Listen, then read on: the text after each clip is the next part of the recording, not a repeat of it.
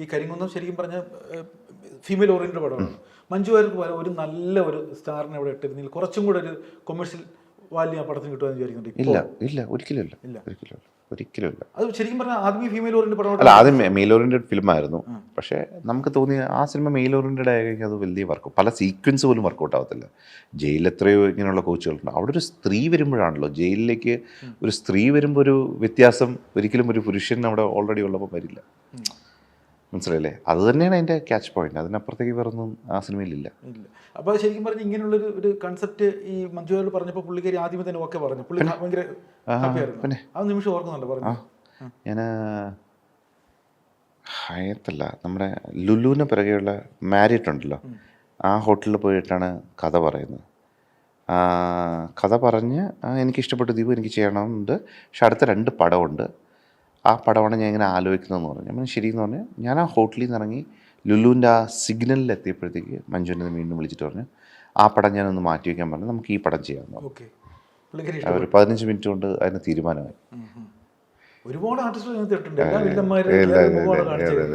അപ്പൊ ഇവരെയൊക്കെ സ്വീകരിക്കുക, അല്ലെങ്കിൽ അവരുടെ ഒരു നർമ്മവും കൂടെ കുറച്ച് ഈ പറയുന്ന സുധീർ കരമനയുടെ അങ്ങനെ കുറച്ച് ഹ്യൂമറോടെ അത് വർക്കൗട്ട് ചെയ്തിട്ടുണ്ട്. അപ്പൊ ഇവർക്ക് കാസ്റ്റിംഗ് ആദ്യം തന്നെ പക്കയായിരുന്നു. നമ്മൾ ഓരോരുത്തർ ഈ 10 പേര് ആരൊക്കെയാണെന്നുള്ളത് നമ്മൾ കാസ്റ്റ് ചെയ്യുന്നത്. എന്തെങ്കിലും രസകരമായ നിമിഷം ഉണ്ടോ ജയിലിൽ പെർമിഷൻ കിട്ടാനൊക്കെ എളുപ്പമായിരുന്നു? അല്ല, ബുദ്ധിമുട്ടായിരുന്നു. ആ സമയത്ത് ജയിൽ DGP നമ്മുടെ ഋഷിരാജ് സിംഗ് സാറായിരുന്നു. സാർ അത് വളരെ ഗവൺമെൻറ് തലത്തിൽ തന്നെയാണ് അതിൻ്റെ കാര്യങ്ങളൊക്കെ നോക്കി പറഞ്ഞത്. പക്ഷേ അതിൻ്റെ ഗുണം എന്ന് പറഞ്ഞാൽ രാവിലെ 7 മണിക്ക് ജയിൽ പുള്ളികളെ പോലെ തന്നെ നമുക്ക് അകത്തോട്ട് 7 മണിക്ക് കയറ്റും. പിന്നെ ഉച്ചയ്ക്ക് 1 മണിക്ക് പുറത്ത് വരാൻ പറ്റത്തുള്ളൂ. മനസ്സിലായില്ലേ? ഷൂട്ട് ചെയ്ത് 1 മണിക്ക് പുറത്ത് വരണം, ലഞ്ച് കഴിക്കണം, പിന്നെ തിരിച്ച് കയറണം. അപ്പോൾ ശരിക്കും പറഞ്ഞാൽ ജീവിതത്തിലൊരു 20 ദിവസം ജയിൽവാസം കഴിച്ച ജയിലിലായിരുന്നു എന്ന് പറയുന്നത്. ഒരു ഡിസിപ്ലിൻ ലൈഫായിരുന്നു. ഡിസിപ്ലിൻ ലൈഫായിരുന്നു. ഓക്കെ. ഈ അതിനുശേഷം ഇനി അറിയേണ്ടത് നമ്മുടെ ലാലേട്ടനിലേക്ക് പോയില്ല. ലാലേട്ടൻ വെച്ച് സിനിമ പ്രൊജക്റ്റ് ചെയ്യാൻ താല്പര്യം? അല്ല, ക്രേസി ഗോപാലൻ കഴിഞ്ഞ് ഞാൻ ഫസ്റ്റ് ലാലേട്ടനോട് കഥ പറയുന്നത്. അത് സർദാർ ഹാപ്പി സിംഗ് എന്ന് പറഞ്ഞിട്ട് ലാലേട്ടനൊരു സർദാറായിട്ട് സിഖ് ഇതായിരുന്നു പ്ലാൻ ചെയ്തത്. അതന്ന് നടന്നില്ല. കഥയെല്ലാം പറഞ്ഞു. അതിൽ അവിടെ എൻ്റെ ഒരു കുഴപ്പമേ ഞാൻ പറയത്തുള്ളൂ. കാരണം ആ കഥ കുറച്ചും കൂടെയൊക്കെ വർക്കൗട്ട് ചെയ്തിട്ട് ലാലേട്ടനടുത്ത് പോകണമായിരുന്നു. എങ്കിൽ അത് അപ്പം നടക്കുമായിരുന്നു. പിന്നെ ലാലേട്ടനെ സംബന്ധിച്ചിടത്തോളം first impression is the everlasting ഇംപ്രഷനാണ് ഞാൻ മനസ്സിലാക്കിയിട്ടുള്ളത്. പുള്ളിക്കാരനെ ഫസ്റ്റ് പറയുന്ന കഥ പുള്ളിക്കാരനെ ഇംപ്രസ്ഡ് ആയി കഴിഞ്ഞാൽ പിന്നെ പുള്ളിക്കാരൻ്റെ ആ ഒരു കംഫർട്ട് സോണിലാണ് നിങ്ങൾ. പിന്നെ അടുപ്പിച്ചടുപ്പിച്ച് സിനിമ ചെയ്യാൻ ഭയങ്കര എളുപ്പമാണ്. അത് സക്സസും കൂടെ ആയി. ആദ്യത്തെ കഥ പറച്ചിൽ ഇഷ്ടപ്പെട്ടില്ല. ആദ്യത്തെ കഥ പറച്ചിൽ പുള്ളിക്കാരനെ ഇഷ്ടപ്പെട്ടു. പക്ഷെ പിന്നെയും പല കഥകൾ പറഞ്ഞിട്ടുണ്ട്. ഈവൻ ഫയർമാൻ പുള്ളിക്കാരൻ താല്പര്യം ഉണ്ടായിരുന്നു. പറഞ്ഞു താല്പര്യം ഉണ്ടായിരുന്നു. പക്ഷെ പെട്ടെന്ന് നടന്ന മമ്മൂക്കയുടെ ഇതായിരുന്നു. അങ്ങനെ ഇന്നത്തെ സിറ്റുവേഷൻ അല്ലായിരുന്നു ഒരു 10 വർഷം മുമ്പ് സിനിമ. നമ്മൾ എല്ലാവരും എല്ലാ ഹീറോസിനടുത്തും കഥ പറഞ്ഞ് പ്രോജക്റ്റുകൾ ഇമീഡിയറ്റ് വർക്കൗട്ട് ആവുന്ന ഒരു കാലഘട്ടമാണ്. ഇന്ന് അങ്ങനെയല്ല. ഇന്ന് വളരെ ചുരുക്കം സിനിമകൾ മാത്രം വിജയിക്കുന്ന ഒരു കാലഘട്ടത്തിലാണ് നമ്മൾ ജീവിക്കുന്നത്. അപ്പം അതുപോലെ കോമ്പറ്റീറ്റീവുമാണ് ഫ്രണ്ടിലോട്ട് പോകുന്ന കാര്യങ്ങൾ. പിന്നെ അത് ആ വഴിക്ക് പോയില്ല മോഹൻലാൽ എന്ന് പറയുന്ന? അല്ല, പോയില്ല എന്നല്ല. നമ്മളിപ്പം വേറൊരു ജേർണി നമ്മളിങ്ങനെ പ്ലാൻ ചെയ്തുകൊണ്ടിരിക്കുകയാണ്. അപ്പോൾ അതിൽ ഏതാണ് ലാലേട്ടൻ പ്രോജക്റ്റ് ഒന്നും നമുക്ക് പറയാൻ പറ്റത്തില്ല. ഇപ്പം നമ്മുടെ മുന്നിലുള്ള 4 സിനിമ ഇപ്പം ഇമ്മീഡിയറ്റ് നമ്മൾ ചെയ്യാനുണ്ട്. അത് കഴിഞ്ഞിട്ട് ഇനി അടുത്തതിനെ കുറിച്ച് ആലോചിക്കുന്നു. ഇനി സ്റ്റാർസിന്റെ മെയിൻ സ്റ്റാർസിന്റെ പടമാണോ അതോ ഇപ്പോഴത്തെ?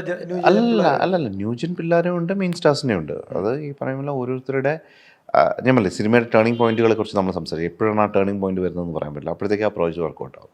നമ്മൾ പ്രിപ്പയർഡ് ആയിരിക്കാന്ന് മാത്രമേ. സിനിമ ഒരുപാട് മാറില്ലേ? പഴയ ഒരു കാലഘട്ടം അല്ലല്ലോ ഇപ്പോൾ. ഈ കഥ അല്ലെങ്കിൽ സ്റ്റാർസിന് പോലും പ്രാധാന്യമില്ല. സ്റ്റാർസിന് ഇപ്പോഴും പ്രാധാന്യമുണ്ട്. അത് നമ്മൾ പിള്ളേരെ വെച്ച് ഒരു പടം വരുമ്പോൾ നമ്മൾ പറയും പിള്ളേരെ വെച്ചുള്ള പടം മുഴുവൻ വർക്കൗട്ട് ആകും. അങ്ങനെയാണ് പറയുകയാണെങ്കിൽ കഴിഞ്ഞ വർഷത്തെ 5 സിനിമകൾ അല്ലെങ്കിൽ മികച്ച 13 സിനിമകൾ എന്ന് പറയുന്നതിൽ ആ പടം 2-3 മാത്രമല്ലല്ലോ പുതിയ പിള്ളേരെ വെച്ചിട്ടുള്ള. ബാക്കിയുള്ള എല്ലാ സ്റ്റാർസിൻ്റെ അല്ലേ. ലാസ്റ്റ് ഇറങ്ങിയ സർവമായ എന്ന് പറയുന്നത് നിവിൻ്റെ സിനിമ ഉൾപ്പെടെയുള്ളതെല്ലാം സ്റ്റാർസ് പടമല്ലേ. പിന്നെ ബിസിനസ് പരമായിട്ട് പോവുകയാണെങ്കിലും ഒരു സിനിമ നമ്മുടെ പ്രോജക്റ്റ് ഓപ്പൺ ചെയ്യുമ്പോൾ സ്റ്റാറിൻ്റെ പടമാണെങ്കിൽ മാത്രമല്ലേ ബിസിനസ് ആവുന്നുള്ളൂ. ഈ വന്ന കാലത്ത് ഈ സ്റ്റാർസിൻ്റെ പുറകെ പോകുന്നത് തന്നെ ഒരു സമയം നഷ്ടപ്പെടുന്ന കാര്യമല്ലേ? അവരുടെ സമയം ഒരുപാട് പ്രോജക്റ്റ് വർക്കുണ്ട്, മാത്രമല്ല നമ്മുടെ ഒരുപാട് സമയം പോകുന്നു. അതൊരു വെല്ലുവിളിയല്ലേ?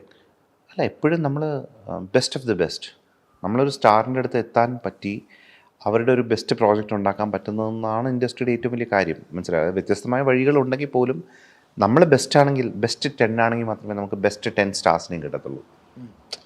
അപ്പോൾ അതൊരു കോമ്പറ്റീറ്റീവ് വേൾഡാണ്. മനസ്സിലായി? നമ്മൾ ക്രിക്കറ്റിൽ പറയുമ്പോൾ എത്ര പേര് സച്ചിൻ ടെണ്ടുൽക്കർ ആവുന്നു, അല്ല എത്ര പേര് ആ ടീമിൽ കയറുന്നു. ആ ടീമിൽ കയറാതെ പിന്നെ ഇന്ത്യൻ ടീമിന് വേണ്ടി കളിച്ചിട്ട് കാര്യമൊന്നുമില്ല, നമ്മൾ രഞ്ജി കളിച്ചോളാം എന്ന് പറയുന്നതിൽ അർത്ഥമില്ലല്ലോ. നമ്മൾ ബെസ്റ്റായിട്ട് ആ ടീമിലേക്ക് കയറുക എന്ന് പറയുന്നത്, അല്ലെങ്കിൽ അങ്ങനെ പ്രോജക്റ്റ് ചെയ്യാമെന്ന് വളരെ ഇമ്പോർട്ടൻ്റ് ആണ്. അല്ലെങ്കിൽ നമ്മളിപ്പുറത്ത് പോയി പാരലലി ഒരു സിനിമ ചെയ്ത് പ്രൂവ് ചെയ്ത് നമ്മൾ ആ ഡയറക്ടർ എന്ന് പറഞ്ഞ മാർക്ക് വീണ്ടും ഉണ്ടാക്കേണ്ടി വരും. അപ്പോൾ ഏതാണെന്നുള്ളത് നമുക്ക് ചൂസ് ചെയ്യാം. ആരും നമ്മളോട് പറയുന്നില്ല നിങ്ങൾ താരങ്ങളെ വെച്ചുള്ള പടം ചെയ്യാവോ അല്ലെ ഇത് ചെയ്യാവോ എന്നൊന്നും ആരും നമ്മളോട് പറയുന്നില്ല. അതെ. അപ്പോൾ ഇതിനിടയ്ക്ക് അഭിനയത്തിലേക്കും കിടന്നിട്ടുണ്ട്. അപ്പം നല്ല വേഷം പകർച്ചയോട്ട് അഭിനയത്തിലേക്ക് സജീവമായിട്ട് നിൽക്കാൻ താല്പര്യമുണ്ടല്ലേ? കുറച്ചും കൂടെ മനസ്സ് ഫ്രീ അഭിനയത്തിലേക്ക് പോകുമ്പോഴല്ലേ? അഭിനയം ചില സമയത്ത് നമ്മൾ ചിന്തിച്ചോ അഭിനയം പ്രൈമറി ആക്കിയാലോ എന്ന്. മനസ്സിലായില്ലേ? ടെൻഷനല്ല, അഭിനയം ഭയങ്കര നാച്ചുറൽ ഒരു പ്രോസസ്സാണ്. മനസ്സിലായില്ലേ? ഭയങ്കര പോപ്പുലറായ ഒരു, ഞാൻ പറയണേ ക്രേസി ഗോപാലിൻ്റെ ഡയറക്ടറിനും വിൻ്ററിൻ്റെ ഡയറക്ടറിനും നിങ്ങളെപ്പോലെ വളരെ കുറച്ച് പേര് അറിയുന്നതല്ലാതെ നമ്മളാരും തിരിച്ചറിയില്ല. അത് ചുമ്മാ തിരിച്ചറിയണമെന്നുണ്ടെങ്കിൽ. പക്ഷെ അതേസമയം ഒരു സിനിമയിൽ ചെറുതായി നമ്മൾ 2 വർഷം ചെയ്ത് കഴിഞ്ഞാൽ നമ്മൾ എല്ലായിടത്തും നമ്മൾ ഐഡൻറ്റിഫൈഡ് ആണ്. അപ്പം അതൊരു നാച്ചുറൽ പ്രോസസ്സിൽ പെട്ടെന്ന് എന്താ പറയുക വർക്കൗട്ട് ആയാൽ വളരെയധികം ഗുണങ്ങളുള്ളൊരു ഏരിയ ആണെന്ന് എനിക്ക് പലപ്പോഴും തോന്നിയിട്ടുണ്ട്. തുറന്ന് പറയുകയാണെങ്കിൽ കേട്ടോ, അല്ലാതെ ഇതെൻ്റെ ഒരു പാഷൻ അങ്ങനെയൊന്നും ഞാൻ പറയുന്നില്ല. ഒരുപാട് ഡയറക്ടേഴ്സ് ഇപ്പോൾ അഭിനയത്തിലേക്ക് വരുന്നുണ്ടല്ലോ, അവരൊക്കെ കഴിവ് തെളിയിച്ചിട്ടുമുണ്ട്. അതെ, കാരണം എന്ന് വെച്ചാൽ അവർക്ക് ഈ പറയും പോലെ ഒരു സിനിമ നമ്മളിപ്പോൾ ഡയറക്റ്റ് ചെയ്യണമെങ്കിൽ മിനിമം 1 വർഷത്തിൻ്റെ ഇതുണ്ട്. അപ്പോഴൊക്കെ നമ്മൾ ഒറ്റപ്പെടലാണ്. ഒറ്റയ്ക്ക് ഇരുന്ന് നമ്മൾ കഥയുണ്ടാക്കി ഒരു പ്രോജക്റ്റ് ഉണ്ടാക്കി പിന്നെ ഒരു കുറേ സമയത്ത് ഒരാൾ വരുന്നു, ഭയങ്കര ബഹളം വന്നു, പിന്നെ അത് വീണ്ടും ഫിസിൽ ഔട്ട് ചെയ്ത് വീണ്ടും നമ്മൾ ഒറ്റപ്പെടലിലേക്ക് പോകുന്നു എന്ന് പറയുന്നൊരു പ്രശ്നം സിനിമ സംവിധായകർക്കുണ്ട്.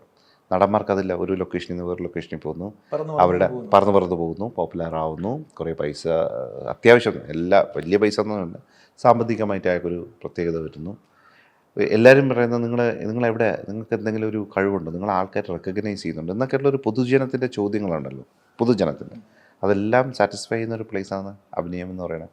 പക്ഷേ അഭിനയം ഒരു പ്രൈമറി കരിയറായിട്ട് എടുക്കാനായിട്ട് ഇന്നത്തെ കാലത്ത് പറ്റത്തില്ല. അത് ഒരു സിനിമയിൽ ഒരു മേഖലയിൽ ഇപ്പോൾ പറ്റത്തില്ല എന്നുള്ളതാണ്. നല്ലൊരു വേഷം, ഒരു നല്ല വേഷം വരികയാണ്, ഒരു നെടുനീളം വേഷം, അതുപോലെ ഇപ്പുറത്തൊരു പടവും സംവിധാനം ചെയ്യാൻ അവസരം വരിക. ദീപു കരുണാകരൻ എന്ന വ്യക്തി ഏതായിരിക്കും സെലക്ട് ചെയ്യുന്നത്? ദീപു കരുണാകരൻ എന്ന വ്യക്തി 2 സെലക്ട് ചെയ്യും. ഒരേ സമയം രണ്ടിലും ഓക്കെയാണ്. എന്തിനാ നമ്മൾ ഭയപ്പെടുന്ന? കാരണം എന്ന് വെച്ചാൽ സിനിമ സംവിധാനം ചെയ്യണം, അതിൻ്റെ കൂടെ അഭിനയിക്കാൻ പറ്റിയാൽ തീർച്ചയായും അഭിനയിക്കണം. ലൈഫ് ഭയങ്കര ഓപ്പൺ ആയിരിക്കണം. നമ്മൾ ഇന്നതേ ചെയ്യുള്ളൂ എന്ന് പറഞ്ഞാൽ നമ്മളൊന്നിനും സ്റ്റക്കാവരുതെന്ന് പറയുന്നതാണ് എൻ്റെ. കാലം മാറിക്കൊണ്ടിരിക്കുക. എനിക്ക് ആരും എൻ്റെ അടുത്ത് ചോദിച്ചത് എന്തുകൊണ്ടാണ് ക്രേസി ഗോപാലിന് വീണ്ടും ചെയ്യാത്തത്? അങ്ങനെ ആ കാലഘട്ടമല്ല ഇപ്പോൾ. എല്ലായിടത്തും നമ്മൾ മാറിയില്ലേ. നമ്മൾ ക്രേസി ഗോപാലിന് ഉപയോഗിച്ച ക്യാമറ പോലും അല്ല ഇന്നത്തെ യൂസ് ചെയ്യുന്നത്. അന്ന് യൂസ് ചെയ്ത എഡിറ്റിംഗ് കൺസോളല്ല നമ്മളിപ്പോൾ യൂസ് ചെയ്ത്. എല്ലാം മാറിയില്ലേ. അപ്പോൾ സിനിമയും അതനുസരിച്ച് മാറും. ഇപ്പോൾ സംവിധാന തിരക്കിലാണ്. ഇപ്പോൾ എന്താണ് അണിയറ പ്രവർത്തിക്കുന്നത്? എന്താണ് ഇപ്പോൾ പ്രവർത്തിക്കുന്നതെന്ന് പറഞ്ഞാൽ 2 മേഖലകളാണ് മെയിനായിട്ടുള്ളത്. ഒന്നെന്ന് പറയുന്നത് സംവിധായകൻ എന്നുള്ള രീതിയിൽ നമ്മുടെ എഴുതി വെച്ച സ്ക്രിപ്റ്റുകളിൽ മാറ്റങ്ങൾ വരുത്തി കാലത്തിനനുസരിച്ചിട്ടുള്ള കുറച്ച് സംഭവങ്ങളിലേക്ക് തിരിച്ച് നമ്മൾ ആ സ്ക്രിപ്റ്റിനെ കൊണ്ടുവരേണ്ട കുറച്ച് ആവശ്യങ്ങളുണ്ട്. അതൊന്ന്. അതിനകത്ത് സ്റ്റാർസ് ആണോ നേരത്തെ ചോദിച്ച പോലെ, അല്ലെങ്കിൽ ഇൻഡിപെൻഡൻ്റ് ഒരു ട്രാക്കാണോ, ഈ രണ്ടും നമ്മൾ പ്രിപ്പയർഡായി നിൽക്കും. പക്ഷേ ഇപ്പോൾ സംഭവിച്ചത് ഫ്രീക്വൻസി ഓഫ് മൂവി ഭയങ്കരമായിട്ട് കുറഞ്ഞിട്ടുണ്ട്. നമ്മുടെ ലൈഫിൻ്റെ ഏറ്റവും ബെസ്റ്റ് സ്ക്രിപ്റ്റ് മാത്രമേ ഇനി സിനിമ ചെയ്യാൻ പറ്റത്തുള്ളൂ, ചെയ്തിട്ടേ കാര്യമുള്ളൂ. അല്ലാതെ ഒരു സിനിമ ചെയ്യാൻ വേണ്ടി സിനിമ ചെയ്യാൻ പറ്റില്ല. അപ്പോൾ അതാണ് ഞാൻ പറഞ്ഞത്, ആ കരിയർ എന്ന് പറയുന്ന സാധനം കുറച്ച് ഷ്രിങ്ക് ചെയ്തിട്ടുണ്ട് എല്ലാവരുടെ ജീവിതത്തിലും. നമുക്ക് ഇനി അങ്ങോട്ട് എത്ര സിനിമകളിൽ ഒറ്റയ്ക്ക് ഇൻഡിപെൻഡൻ്റ് ചെയ്യാൻ പറ്റുമെന്ന് അറിയത്തില്ല. അപ്പോൾ നമ്മുടെ ബെസ്റ്റ് ഓഫ് ദി ബെസ്റ്റ്. അപ്പോൾ ആ ബെസ്റ്റ് എന്ന് എനിക്ക് തോന്നുന്ന സിനിമ ഒരിക്കൽ നമ്മുടെ മനസ്സിൽ ഫോമായി കഴിഞ്ഞാൽ അത് നാച്ചുറലി പ്രോജക്റ്റ് ആയിക്കഴിയും. അതാവാത്തത് കൊണ്ട് ചില സിനിമകൾ എപ്പോഴും നമ്മൾ പറയില്ല, അത് റെഡി ആയിക്കഴിഞ്ഞാൽ അതങ്ങ് പ്രോജക്റ്റ് അത് സിനിമ ആയിക്കൊള്ളും. നാച്ചുറൽ പ്രോസസ്സാണ്. അപ്പോൾ ആ പ്രോസസ്സിലേക്ക് ഏത് സിനിമയാണ് വരുന്നതെന്ന് എനിക്കറിയത്തില്ല. അതിനുവേണ്ടി ഉള്ള പ്രോസസ്സ് നടന്നുകൊണ്ടിരിക്കും. ഓൺഗോയിങ് പ്രോസസ്സ് നടന്നുകൊണ്ടിരിക്കും അല്ലേ? ഇപ്പോൾ വേഷങ്ങൾ, ഇപ്പോൾ സിനിമ അഭിനയത്തിലേക്ക് എന്താ ഇപ്പോൾ നടന്നുകൊണ്ടിരിക്കുന്നത്? ഏത് വർക്കുകൾ നടക്കുന്നത്? അല്ല, എൻ്റെ സിനിമകൾ മിക്കതും പരിചയക്കാർ പറഞ്ഞത് ചെയ്യുന്നു. അല്ലാതെ ഞാൻ എഴുതുന്ന സിനിമകളിൽ എന്തെങ്കിലും ക്യാരക്ടർ ഞാൻ എഴുതുന്നതാണ് എൻ്റെ ഏറ്റവും വലിയ കംഫർട്ട് പോയിന്റ്. അല്ലാതെ ഒരു സിനിമയ്ക്ക് വേണ്ടി അഭിനയിക്കാൻ വേണ്ടി ഒരു സ്ക്രീൻ ടെസ്റ്റ് നടത്തുക അല്ലെങ്കിൽ ഓഡിഷൻ നടത്തുക അങ്ങനെയുള്ള പരിപാടിയല്ല. അതേപോലെ ഇപ്പോൾ പൊളിറ്റിക്സിലും കൂടെ ആക്റ്റീവായത് അത് ഒരുപക്ഷെ വിനോയ്ക്ക് നമ്മൾ പറയാം അതും കൂടെ ആയതുകൊണ്ട് ആ ഒരു ആംഗിളും കൂടെ ഉള്ളതുകൊണ്ട് അവിടെയും കൂടെ ഭയങ്കര ബിസിയായി പോകുന്നു എന്നുള്ളതാണ് ഞാൻ പറഞ്ഞത്. അത് പ്രസക്തമായ ചോദ്യമാണ്. അതോടെ പറഞ്ഞ് നമുക്ക് അവസാനിപ്പിക്കാം. ഈ കലാകാരൻ ഒരിക്കലും രാഷ്ട്രീയം പ്രകടമാകാത്ത സാഹചര്യത്തിൽ ദീപച്ചൻ പച്ചയായിട്ട് പറഞ്ഞാൽ കോൺഗ്രസ്സുകാരനാണ് എന്ന് പറയാൻ തൻ്റെ ഇടം കാണിക്കുന്നത് ഒരു അപകടമല്ലേ? എൻ്റെ ഇതൊക്കെ ചോദിക്കുമ്പോൾ ശരിക്കും ചില അപകടമൊന്നുമില്ലല്ലോ. നമ്മുടെ നല്ല രാഷ്ട്രീയക്കാരനാണ് എവിടെ. ഞാൻ കോൺഗ്രസ്സുകാരനായി നിൽക്കുമ്പോൾ എൻ്റെ ഏറ്റവും നല്ല സുഹൃത്തുക്കൾ CPM-കാരും BJP-കാരായിട്ടുള്ള ഏറ്റവും നല്ല സുഹൃത്തുക്കൾ. നമ്മൾ വളരെ എന്താ പറയുക ഭയങ്കര ആർഗ്യുമെൻറ്റ്സ് ചെയ്യാറുണ്ട്, പല കാര്യങ്ങളിലും. അതൊക്കെ അല്ലേ പൊളിറ്റിക്സിലെ ഏറ്റവും നല്ല വഴികൾ നമ്മൾ കാണിച്ചു കൊടുക്കാൻ പറ്റുക, അതാണ് ഏറ്റവും ഇമ്പോർട്ടൻ്റ് ആയിട്ടുള്ളത്. അതുകൊണ്ട് കലാകാരന്മാർ ഏറ്റവും കൂടുതൽ പൊക്കോണ്ടിരിക്കുന്നത് ബി ജെ പിയിലേക്കാണ്. വളരെ ചേട്ടനെ പോലെ വളരെ ന്യൂനപക്ഷമാണ് കോൺഗ്രസ് പോലെയുള്ള. നിങ്ങൾ ചാക്കിട നോക്കണം ബി ജെ പിയിൽ.